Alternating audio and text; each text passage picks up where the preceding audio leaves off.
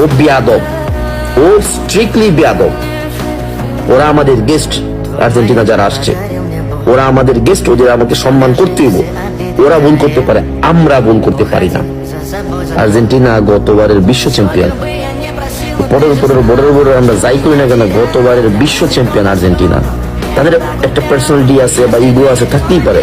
তো আপনি ছেলেটাকে পড়ে যাওয়ার পরে তার পাশার মধ্যে একটা লাথি দিচ্ছেন, এরপরে যখন সুযোগ পাইছেন আরেকজন আইসে, এরপরে এটা ঘুষি দিচ্ছেন। সারা দুনিয়া দেখতেছে এটা।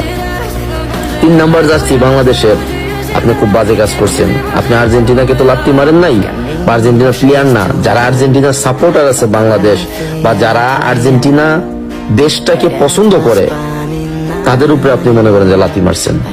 আমরা বাংলাদেশের ইমেজ আপনি ছোট করছেন, খুবই বাজে কাজ করছেন আপনি। আপনি যত ভালো প্লেয়ারই হোক না কেন, আপনার ক্ষোভ, জিদ, রাগ বলের উপরে হওয়া উচিত ছিল, এই প্লেয়ারের উপর না। এটা আপনি পুরো বাংলাদেশের ইমেজটাকে নষ্ট করে দিয়েছেন। ফুটবলে আমাদের র্যাঙ্কিং জানেন কোথায়? আমাদেরকে গণার মতো টাইম নাই। হ্যাঁ, আমরা খালি একটাই আছি, আমরা ফুটবল নিয়ে নাচানাচি করতে পারি, কিন্তু ইন্টারন্যাশনালি আমাদের কোথাও কোনো একটা চেয়ার নাই বসা।